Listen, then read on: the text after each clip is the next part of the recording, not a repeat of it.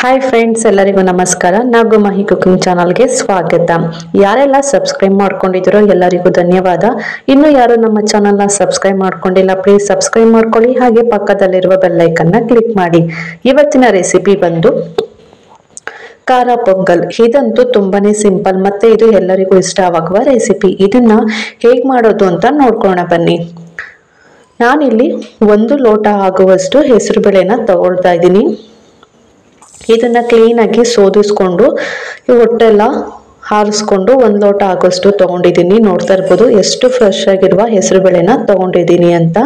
ಇದೇ ಅಳತೆಯಲ್ಲಿ ನಾವು ಯಾವ ಅಳತೆಯಲ್ಲಿ ಹೆಸರು ಬೇಳೆನ ತಗೊಂಡಿದೀವೋ ಅದೇ ಅಳತೆಯಲ್ಲಿ ನಾನು 1 ಲೋಟ ಆಗುವಷ್ಟು ರೇಷನ್ ಅಕ್ಕಿನ ಹಾಕೊಳ್ತಾ ಇದ್ದೀನಿ. ಈ ರೇಷನ್ ಅಕ್ಕಿಯಲ್ಲಿ ಮಾಡೋದ್ರಿಂದ ಒಂದೊಳ್ಳೆ ಟೇಸ್ಟ್ ಕೂಡ ಇರುತ್ತೆ, ತಿನ್ನಕ್ಕೂ ತುಂಬಾನೇ ಚೆನ್ನಾಗಿ ಕೂಡ ಇರುತ್ತೆ. ರೇಷನ್ ಅಕ್ಕಿ ಇಲ್ಲ ಅಂತ ಹೇಳಿದ್ರೆ ನಿಮ್ಮ ಮನೇಲಿ ಯಾವ್ದು ಇರುತ್ತೋ ಅಕ್ಕಿ ಅದನ್ನೇ ಹಾಕೊಂಡು ಮಾಡ್ಕೊಳ್ಳಿ.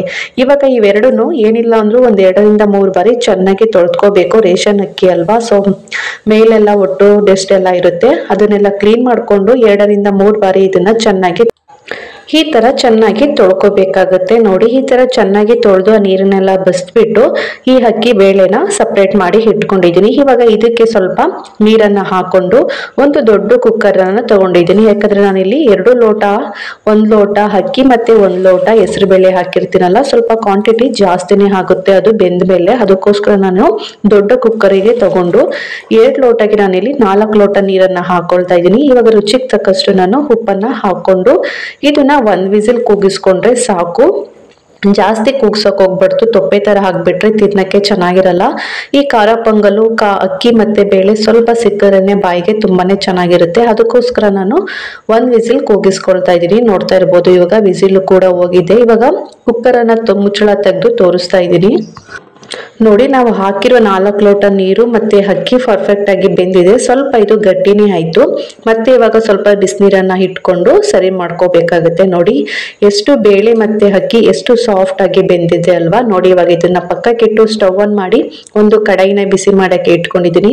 ಕಡಾಯಿ ಬಿಸಿಯಾಗಿದ ನಂತರ ಇಲ್ಲಿ 3 ರಿಂದ 4 ಟೇಬಲ್ ಸ್ಪೂನ್ ಆಗೋಷ್ಟು ನಾನು ಎಣ್ಣೆನ ಹಾಕೊಳ್ತಾ ಇದ್ದೀನಿ. ಎಣ್ಣೆ ಬಿಸಿಯಾಗಿದ ನಂತರ ಇಲ್ಲಿ ನಾನು 7 ರಿಂದ 8 ಹಸಿಮೆಣಸಿಕಾಯಿನ ಹಾಕೊಳ್ತಾ ಇದ್ದೀನಿ. ಖಾರ ಪೊಂಗಲ್ ಖಾರವಾಗಿದ್ರೇನೆ ತಿನ್ನಕ್ಕೂ ಚೆನ್ನಾಗಿರುತ್ತೆ. ನಾನಿಲ್ಲಿ ಖಾರ ಪೊಂಗಲ್ನ ಸ್ವಲ್ಪ ಜಾಸ್ತಿನೇ ಮಾಡ್ಕೊಳ್ತಾ ಇದ್ದೀನಿ, ಅದಕ್ಕೆ ನಾನು ಕ್ವಾಂಟಿಟಿನ ಜಾಸ್ತಿನೇ ಹಾಕೊಳ್ತಾ ಇದ್ದೀನಿ. ಹಾಗೆ 2 ಟೇಬಲ್ ಸ್ಪೂನ್ ಆಗೋಷ್ಟು ಜೀರಿಗೆನ ಹಾಕೊಳ್ತಾ ಇದ್ದೀನಿ. ಹಾಗೆ 2 ಟೇಬಲ್ ಸ್ಪೂನ್ ಆಗೋಷ್ಟು ಕಾಳು ಮೆಣಸನ್ನ ಹಾಕೊಳ್ತಾ ಇದ್ದೀನಿ. ಇದನ್ನೆಲ್ಲ ಹಾಕೊಂಡು ಲೋ ಮೀಡಿಯಂ ಅಲ್ಲಿ ಇಟ್ಕೊಂಡು 3 ರಿಂದ 4 ನಿಮಿಷ ಚೆನ್ನಾಗಿ ಫ್ರೈ ಮಾಡ್ಕೊಳ್ಬೇಕಾಗುತ್ತೆ.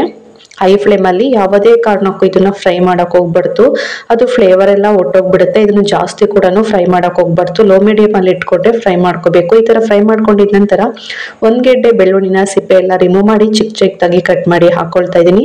ಹಾಗೇನೆ 7 ರಿಂದ 8 ಗೋಡಂಬಿನ ಈ ತರ ಪೀಸ್ ಮಾಡಿ ಹಾಕೊಳ್ತಾ ಇದ್ದೀನಿ. 1 ಇಂಚ್ ಆಗೋ ಶುಂಠಿನ ತುರ್ದ್ಬಿಟ್ಟು ಹಾಕೊಳ್ತಾ ಇದ್ದೀನಿ.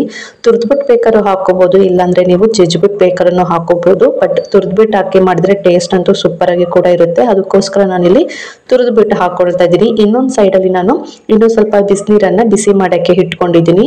ಸ್ವಲ್ಪ ಕರಿಬೇವಿನ ಸೊಪ್ಪನ್ನು ಕೂಡ ಹಾಕೊಳ್ತಾ ಇದ್ದೀನಿ. ಇದನ್ನೆಲ್ಲ ಹಾಕೊಂಡು ಏನಿಲ್ಲ ಅಂದ್ರೂ 2 ರಿಂದ 3 ನಿಮಿಷ ಈ ತರ ಫ್ರೈ ಮಾಡ್ಕೋಬೇಕು.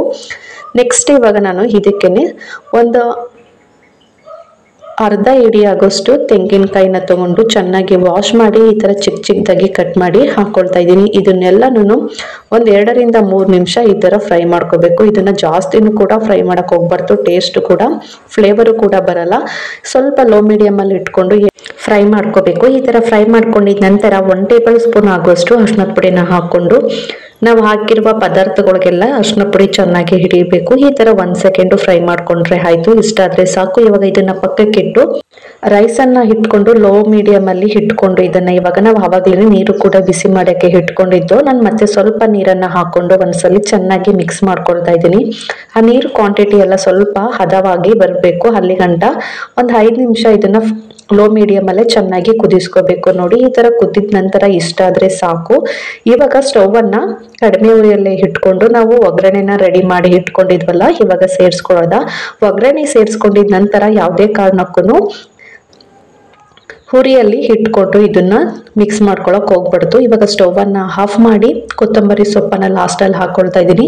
ರುಚಿಗೆ ಬೇಕಾದ್ರೆ ನೀವು ಚೆಕ್ ಮಾಡ್ಕೊಂಡು ರುಚಿಗೆ ಇನ್ನೂ ಸ್ವಲ್ಪ ಉಪ್ಪು ಬೇಕಂದ್ರೆ ಹಾಕೊಳ್ಳಿ. ನಂಗೆ ಸ್ವಲ್ಪ ಉಪ್ಪು ಕಮ್ಮಿ ಅನಿಸ್ತು, ಅದಕ್ಕೋಸ್ಕರ ನಾನು ಇವಾಗ ರುಚಿಗೆ ಉಪ್ಪನ್ನ ಹಾಕೊಂಡು ಈ ತರ ಒಲೆ ಮೇಲೆ ಇಟ್ಕೊಂಡೇನೆ ಚೆನ್ನಾಗಿ ಮಿಕ್ಸ್ ಮಾಡ್ಕೊಳ್ತಾ ಇದ್ದೀನಿ. ಚೆನ್ನಾಗಿ ಮಿಕ್ಸ್ ಮಾಡ್ಕೊಂಡಿದ ನಂತರ ಇವಾಗ ಬಿಸಿ ಬಿಸಿ ಖಾರ ಪೊಂಗಲ್ ರೆಡಿ. ಇದು ಹಾರಿ ಹೋದ್ರೂ ಪರವಾಗಿಲ್ಲ, ಬಿಸಿ ಮಾಡ್ಕೊಂಡು ತಿನ್ಬೋದು, ಅಷ್ಟೇ ಟೇಸ್ಟ್ ಮಾತ್ರ ಚೆನ್ನಾಗಿರುತ್ತೆ. ನೋಡಿದ್ರಲ್ಲ ಎಷ್ಟು ಸಿಂಪಲ್ ಆಗಿ ಈ ಖಾರ ಪೊಂಗಲ್ನ ಮಾಡ್ಕೋಬಹುದು ಅಂತ. ಇದ್ರ ಜೊತೆಗೆ ಚಟ್ನಿ ಅಂತ ಇದ್ರೆ ಸೂಪರ್ ಕಾಂಬಿನೇಷನ್ ಅಂತಾನೆ ಹೇಳ್ಬೋದು.